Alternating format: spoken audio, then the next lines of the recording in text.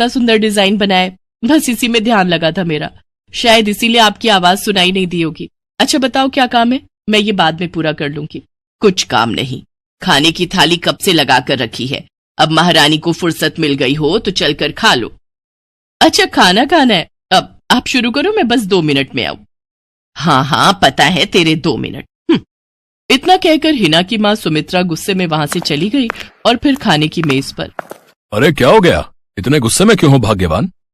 अब आप ही समझा लीजिए अपनी लाडली को, मेरी तो एक नहीं सुनती। हाँ तो क्या हो गया, तुम पे ही तो गई है। आपको मजाक सूझ रहा है? यहाँ मेरा दिमाग खराब हो रहा है, सारा दिन बस मेहंदी के डिजाइन बनाती रहती है और कोई काम ही नहीं है इसे। इसका मतलब वो सच में तुम पर ही गई है। तुम्हें भी तो मेहंदी लगाने का बड़ा शौक था ना इस उम्र में। हाँ पर मैं घर का सारा कामकाज निपटाने के बाद ये सब करती थी। अरे ये तो खाना पीना भी छोड़कर बैठी है। सुमित्रा अपने पति सुरेश से हिना की शिकायतें कर ही रही थी कि तभी हिना वहां आ गई। क्या बनाया माँ? खुशबू तो बड़ी अच्छी आ रही है। मिल गई तुझे फुर्सत? हाँ माँ, देखो ना मेरा आज का डिजाइन, पापा देखिए ना कैसा है। सच में डिजाइन तो वाकई बढ़िया बनाया है लाडू। ये लाडू बोल बोल कर आपने ही इसका दिमाग खराब करके रखा है। मेरी जान को कितना काम है पता है, ती जा रही है, मगर ये लड़की मेरी बिल्कुल मदद नहीं करती। ओहो, आज सिर्फ खरी खोटी ही सुनाओगी या कुछ खाना भी मिलेगा भाग्यवान? सुरेश की बात सुनकर सुमित्रा की हंसी निकल गई और उसे हंसता देख सभी लोग हंसने लगे। हिना अपने माता पिता की अकेली संतान थी। हिना को बचपन से ही मेहंदी के नए नए डिजाइन बनाने का बड़ा शौक था। वो कागज पर रोज कुछ न कुछ नया बनाने की कोशिश करती और फिर उसे अपने या अपनी माँ के हाथों पर लगाती। हिना के कॉलेज की पढ़ाई भी अब पूरी हो गई थी, तो अब उसके लिए रिश्ते आने भी शुरू हो गए थे। अरे सुमित्रा कहाँ हो, जल्दी आओ। क्या हुआ जी? जरा इस फोटो को तो देखो, कैसा है लड़का? दिखने में तो बहुत ही बढ़िया है। हाँ वो कानपुर वाले फूफा जी है ना, उन्होंने बताया इस लड़के के बारे में। अपनी हिना के लिए कैसा रहेगा? लड़का काम क्या करता है और परिवार में कौन कौन है? फूफा जी बता रहे थे कि कानपुर में इनका अपना कारखाना है, वहां ये अपना दोने पत्तल और डिस्पोजल वगैरह बनाते हैं। ये अच्छा पैसा कमा लेता है, फूफा जी की रिश्तेदारी में है। हाँ पर उससे पहले ये फोटो एक बार हिना को तो दिखा दो, उसे लड़का पसंद आ जाए तभी बात आगे बढ़ानी चाहिए ना। अरे हाँ ये भी सही कह रही हो। लाडो, ओ लाडो, अरे कहाँ है बिटिया? सुरेश ने फौरन जाकर कमल की फोटो हिना को दिखाई तो हिना को भी कमल पसंद आ गया। उधर कमल को भी हिना पहली ही नजर में भाग गई और इस तरह से कुछ ही दिनों में कमल और हिना की शादी खूब धूमधाम से हो गई। शादी के बाद कमल और हिना अपनी गृहस्थी में बहुत खुश थे। फिर एक शाम। ये क्या लिख रही हो हिना? लिख नहीं रही हूँ, मेहंदी का डिजाइन बना रही हूँ। अच्छा, पर कागज पर क्यों? प्रैक्टिस तो रोज ही करनी होती है ना, तो इसीलिए कागज पर डिजाइन बनाती हूँ। अच्छा, अब जरा दिखाओ तो सही। अरे वाह, ये डिजाइन क्या सच में तुमने बनाया है? हाँ अच्छा है ना, अब मैंने और भी बनाकर रखे हैं, रुकिए मैं भी लेकर आती हूँ। हिना ने अपने बनाए सारे डिजाइन्स कमल को दिखाए जो कमल को बहुत पसंद आए और उसने हिना की खूब तारीफ की। सब कुछ अच्छा चल रहा था और ऐसे ही हंसी खुशी दिन बीत रहे थे। लेकिन फिर एक सुबह। हेलो, क्या हुआ राठी जी, इतनी सुबह सुबह फोन क्यों किया? सर आप जल्दी से आ जाइए, गजब हो गया, अपनी फैक्ट्री में आग लग गई है सर, सब कुछ जल गया सर, कुछ भी नहीं बचा सर, जल्दी आ जाइए आप। फोन पर अपने मैनेजर की बात सुनकर कमल के पैरों तले जमीन खिसक गई। फैक्ट्री पहुंचा तो देखा वाकई फैक्ट्री पूरी तरह से जल रही थी। तभी एक जलती हुई बड़ी सी लकड़ी कमल पर आ गिरी, जिसकी वजह से वो बुरी तरह झुलस गया। उसे फौरन अस्पताल पहुंचाया गया और यहाँ से सब कुछ बदल गया। फैक्ट्री के काम को बढ़ाने के लिए कमल ने हाल ही में कई सारी नई मशीनें लोन पर खरीदी थी। मशीनें तो नहीं बची, लेकिन लोन चुकाने के चक्कर में पहले कमल की गाड़ी बिकी और फिर घर। मजबूर होकर कमल और हिना किराए के मकान में रहने लगे थे। फिलहाल कमल की हालत ऐसी नहीं थी कि वो कोई और काम कर सके।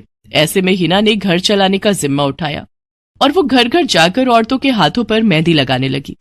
हालांकि इस काम से उसे बहुत कम पैसे ही मिल पा रहे थे, लेकिन हिना फिर भी पूरी मेहनत कर रही थी। क्या से क्या हो गया ना हिना, मैं किसी काम का नहीं रहा, हम बर्बाद हो गए। मैंने कहा था तुम्हें रानी बनाकर रखूंगा, मगर मेरे रहते हुए भी तुम्हें कितना संघर्ष करना पड़ रहा है। ऐसा क्यों कह रहे हैं आप? आप बिल्कुल चिंता मत कीजिए, देखना धीरे धीरे सब ठीक हो जाएगा। हिना चाहती थी कि वो अपना एक पार्लर खोले, लेकिन फिलहाल ये मुमकिन नहीं था। मेहंदी लगाने का काम भी सीजन पर ही मिल पाता था, तो अब दिक्कत खाने पीने की भी होने लगी। ऐसे में हिना ने एक सेठ के घर मेड का काम करना शुरू कर दिया। और फिर एक दिन, सुन, तुझे कोई मेहंदी वाली पता है क्या? क्यों मैडम? अरे वो तीज आ रही है ना, तो मेहंदी लगवानी थी। आहा, बाहर इतनी गर्मी है, अब ऐसे में कौन बाहर जाए, तो घर पर ही आकर कोई लगा दे तो बढ़िया रहेगा। अब हाँ हाँ मैडम, मैं बहुत अच्छी मेहंदी लगाती हूँ, आप मुझसे लगवा लो। ना ना ना, अगर खराब कर दी तो? तीज की पार्टी है मेरे यहाँ, मेहंदी तो बढ़िया ही लगवानी है मुझे। मैडम आप बिल्कुल चिंता मत कीजिए, और रुकिए, मैं अभी आपको कागज पर मेहंदी का डिजाइन बनाकर दिखाती हूँ, फिर आगे आप ही तय करना। इतना कहकर हिना ने फौरन एक कागज लिया और कुछ ही देर में उस पर एक बहुत ही सुंदर मेहंदी का डिजाइन बना दिया। और फिर, अरे वाह, ये तो सच में बहुत सुंदर है, बिल्कुल नया और बहुत ही खूबसूरत डिजाइन है। अब तू ये डिजाइन मेरे हाथ पर भी सेम टू सेम लगा देगी ना? हाँ मैडम, आप मुझ पर विश्वास कीजिए, मैं बचपन से ये करती आई हूँ। उस दिन हिना ने पूरे मन से अपनी मालकिन के दोनों हाथों पर मेहंदी लगाई। हिना ने जो डिजाइन बनाया था वो एकदम नया था और सुंदर भी। फिर अगले दिन, नमस्ते साहब, वो आपको कुछ? हाँ हाँ, मैं तुम्हारा ही इंतजार कर रहा था। ये कल शिवानी के हाथों पर तुम ही ने मेहंदी लगाई थी ना? जी साहब, मैंने ही लगाई थी। अब कोई गलती हो गई क्या मुझसे? नहीं नहीं, ऐसी कोई बात नहीं है, बस ये जानना था तुमसे कि मेहंदी का वो डिजाइन कहाँ से देखकर लगाया तुमने?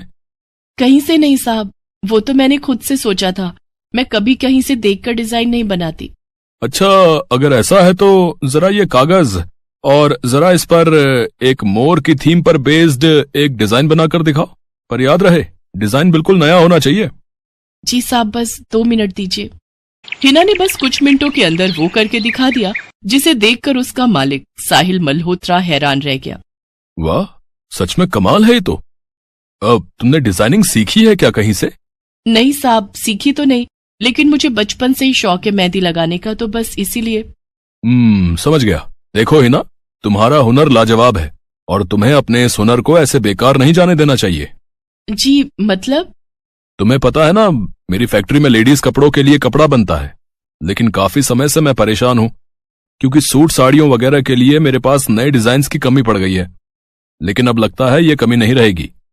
बोलो, बतौर डिजाइनर मेरे लिए काम करोगी तुम? जी साहब, बिल्कुल करूंगी। ये हिना के लिए सपने के सच होने जैसा था। अब वो काम वाली बाई से एक डिजाइनर बन गई।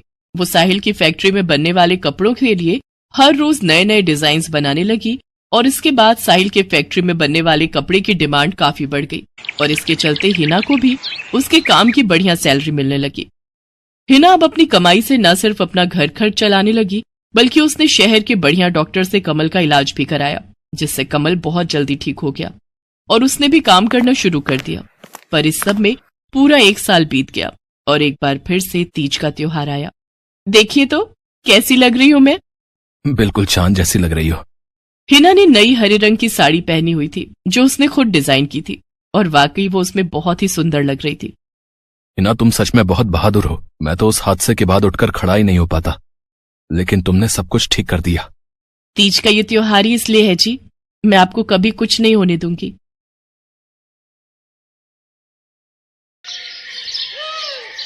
मीरा, ओ मीरा, चल तो जल्दी से आटा गूंथ दे, मैं फटाफट रोटियां सेक दूंगी। नहीं माँ, मैं नहीं गूंथ पाऊंगी, मैंने मेहंदी लगा ली है हाथ पर। क्या? सुबह सुबह तू फिर मेहंदी लगाकर बैठ गई? बड़ी मक्कार है सच में, काम में मदद ना करनी पड़े इसलिए जब देखो मेहंदी लगाकर बैठ जाती है। चल जल्दी से हाथ धोकर आ मेरे पास, मुझे काम पर जाने के लिए देर हो रही है। माँ बस आज कर लो ना, देखो ना मैंने कितनी मेहनत से कितना सुंदर डिजाइन बनाया है। लेकिन जैसे ही उसकी नजर मीरा के हाथों पर पड़ती है, उसका गुस्सा पल भर में गायब हो जाता है। वो मीरा से कहती है, अरे वाह मीरा, तूने तो बड़ी सुंदर मेहंदी लगाई है। हाँ माँ, वो शांति दीदी ने मुझे एक किताब दी थी कल, उसमें बड़े सुंदर सुंदर डिजाइन बने हैं, बस उसी में से देखकर लगाई है मैंने। सुंदर है ना? हाँ बहुत सुंदर है। अरे लेकिन मुझे तो, ओफो, फिर लगा लिया ना